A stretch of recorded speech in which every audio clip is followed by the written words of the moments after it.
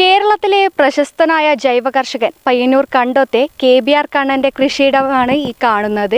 കർണാടകയിലെ ധാർവാഡ് ജില്ലയിൽ പരമ്പരാഗതമായി കൃഷി ചെയ്യുന്ന ധാർവാഡ് വെള്ളരി ഉൾപ്പെടെ നിരവധി പച്ചക്കറികൾ ഇവിടെ കൃഷി ചെയ്ത് 100 മേനി വിളവാണ് ഇവിടെ നിന്ന് ലഭിച്ചിരിക്കുന്നത്.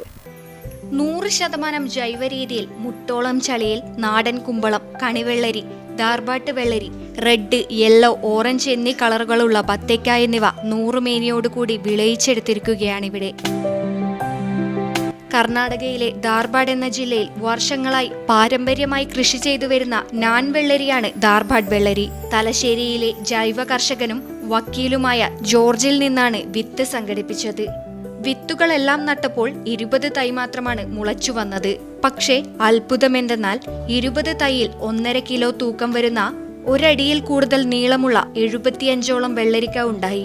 ധാർവാഡ് വെള്ളരി എന്ന വെള്ളരിക്കയ്ക്ക് ഒരുപാട് പ്രത്യേകതകളുണ്ട്. നാടൻ വെള്ളരിക്കയേക്കാളും രുചിയേറെയാണ് ധാർവാഡ് വെള്ളരിക്ക്. സാധാരണ വെള്ളരി കൃഷിയേക്കാൾ 4 ഇരട്ടി ഉൽപാദനമുണ്ടാകും. സാധാരണ വെള്ളരി വിളവെടുക്കാൻ 55 മുതൽ 60 ദിവസം വരെ വേണ്ടപ്പോൾ ധാർവാഡ് വെള്ളരിക്ക് 40 മുതൽ 45 ദിവസം മാത്രമേ ആവശ്യമുള്ളൂ.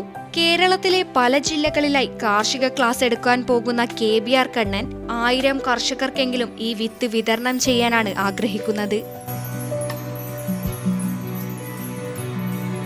കർണാടക ജില്ലയിലെ ധാർവാഡ് എന്ന ജില്ലയിലെ പാരമ്പര്യമായി ചെയ്യുന്ന ഒരു വിത്ത് കിട്ടി. 20 തൈ മാത്രമാണ്, ഒരു 18 മീറ്റർ തറയിൽ നമ്മൾ 20 തൈ മാത്രമേ കിട്ടിയിരുന്നത്.